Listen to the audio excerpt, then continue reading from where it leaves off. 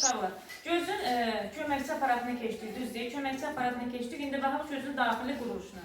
Gözün daxili quruluşu, xaricdən daxilə doğru neçə qışadan təşkil olunub? 3 qışadan.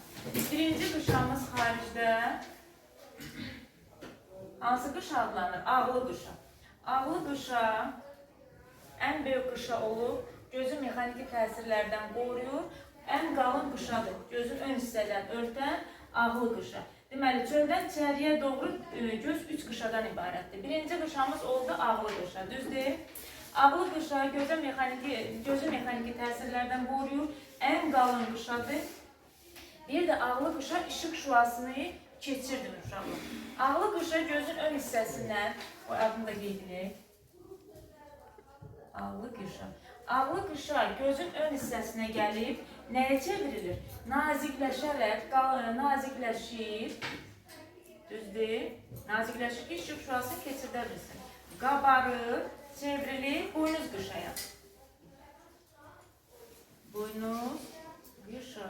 Boynuz qışa ağlı qışadan fərqli olaraq çox güclü işıq sındırma qabiliyyətinə malikdir. İlk işıq harada sınacaq? Boynuz qışada sınacaq, düzdür? Bu oldu birinci qışamız. Çöldən içəriyə doğru birinci qışamız. Boynuz qışada bir uşaqlar, qan damarları və limfa damarları yoxdur boynuz qışada. Amma sinir var boynuz qışada. Ağlı qışa, xaricdən bildik. Deməli, birinci qışamız hansı qışa oldu? Ağlı qışa. Ağlı qışa ən böyük qışadır, ən qalın qışadır. Gözü mexaniki təsirlərdən qoruyur. Gözə cildə formasını verir, düzdür? Ağlı qışa işıq şüasını keçirmir. Ağlı qışa gəlir gözün ön hissəsində nazikləşir, qabarır, çevrilir hansı qışaya? Boynuz qışaya. Boynuz qışa ağlı qışadan fərqli olaraq işıq şüasını keçirdə bilir. İşığın ilk sındığı yer boynuz qışadır. Ağlı qışanın altında isə yerləşir ikinci qışamız, damarlı qışa. Damarlı qışa adından da göründüyü kimi qan damarları ilə zəngindir, düzdür? Gözü qidalandırır. Qeyd edək damarlı qışa. Damarlı qışa gözün ön hissəsində gəlir, qalınlaşır, nəyə çevrilir? Hansı qışaya çevrilir? Güzehli qışaya çevrilir. Qışada gözün rəngi müəyyən olur. Güzehli qışada olan pigmentlərin miqdarından və paylanmasından asılı olaraq gözün rəngi müəyyən olur. Əgər pigment çoxdursa, güzehli qışada gözün rəngi tünd olacaq. Damarlı qışa gözün ön hissəsində gəlir, qalınlaşır, nəyə çevrilir? Güzehli qışaya. Güzehli qışa bizdə gözün rəngini müəyyən edən qışadır. Burada pigmentlərin miqdarından və paylanmasından asılıdır. Güzehli qışanın ortasında dəlik yerləşir. Buna göz bəbəyi deyilir. Dəlik yerləşir. Dəliyin funksiyası nədir? Gözə düşən işığın miqdarını tənzimləmək. Damarlı qışanın içərisində qara pigmentlər var. Ona görə də gözün içərisi qaranlıq olur həmişə. Məsələn, tutaq ki, bu gözümüzdür. Bu gözümüzün güzehli hissəsidir. Düzdür?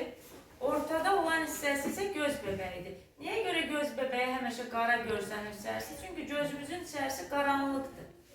Ona görə də göz bəbəyimizin içərisi həmişə qara görsənir. Boşluq hissə, çünki gözümüzün içərisini göstərir. Gözümüzün içərisi də qaradır. Çünki damarlı qışanın içərisi qara pigmentlərlə doludur və işıq şüasını yaymamaq üçün içəridir. Göz bəbəyin arxasında gözün optik hissəsi olan billur yerləşir. Billur yerləşir. Billur isə kirpikçikli cisimciklərlə bağlıdır. Bu da damarlı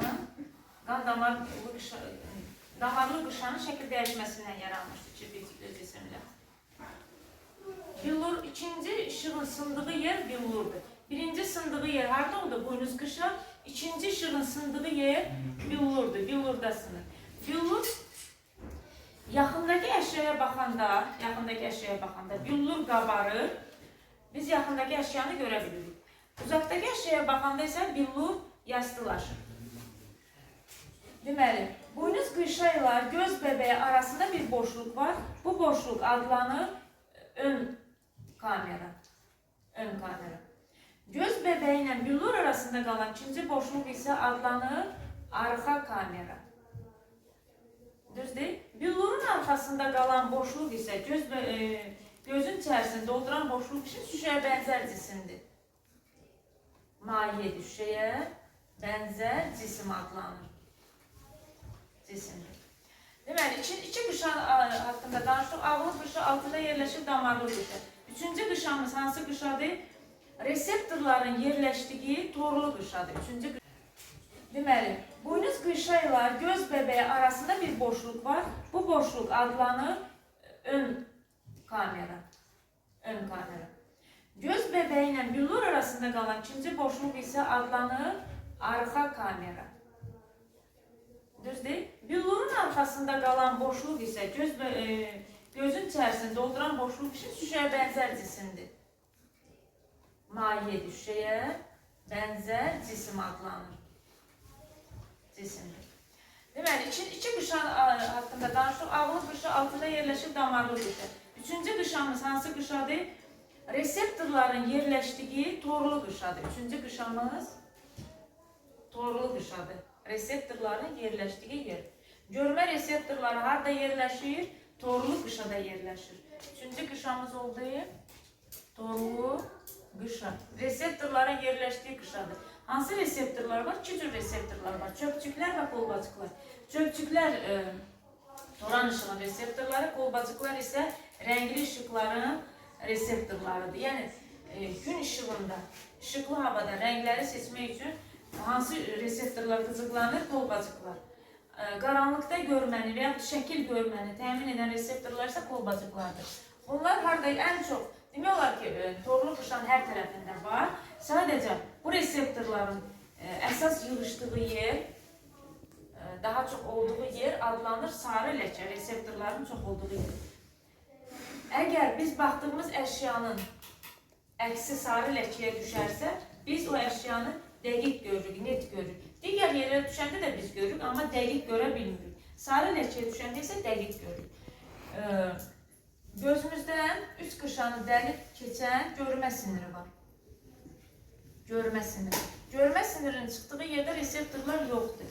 Ona görə də əgər düşən işıq görmə sinirinin çıxdığı yerə düşərsə, biz onda onu görməyəcəyik. Ona görə də bu hissə adlanır kör ləkə. Kör ləkə. Gözün daxili quruluşunu dedik. Göz daxildən, xaricdən daxilə doğru neçə qışadır? 3 qışadan təşkil olunur. Birinci qışamız ağlı qışadır. Ağlı qışanın quruluşu necə idi Xədicə? Ağlı qışanın quruluşu necə dedik? Hansı quruluşa malikdir ağlı qışa? Xaricdən gözü örtür və onun xarici mühitini qoruyur. Xarici mühitin təsirlərindən qoruyur, mexaniki təsirlərdən qoruyur. Gözə, belə deyək də, forma verir. Düzdür? Ağlı qışa işıq şüasını keçirtmir, çünki qalında. Ağlı qışa gözün ön hissəsində gəlir. Nərmin, hansı qışaya çevrilir ağlı qışa? Buynuz qışa. Daha çox qəbul edilməlidir. Amma gür işıq olan bir otağa girdikdə göz bəbəyi daralır. Düzdür? Daha çox işığın keçməsinin qarşısını alır. Göz bəbəyin arxasında nə yerləşirdi? Billur. Billur yerləşir. İşığın ikinci sındığı yer billurdur. Düzdür? Billur isə bizdə yaxından görməni və uzaqdan görməni təmin edir. Yaxından baxdıqda billur necə olur? Qabarır. Uzaqdan uzağa baxdıqda isə billur yastılaşır. Yaxşı. Sonra damarlı qışanın altında yerləşdi torlu qışı. Üçüncü qışamız torlu qışı. Torlu qışada nələr yerləşir? Reseptorlar, görmə reseptorları. Reseptorlar neçə yer ayrılır? Çöpçüklər və qolbacıqlar. Ümumiyyətlə biz deyirik ki, reseptorlar belə yerləşir. Mərkəzdə yerləşir qolbacıqlar, onun kənarlarında yerləşir çöpçüklər. Düzdür? Çünki biz yandan gələn bir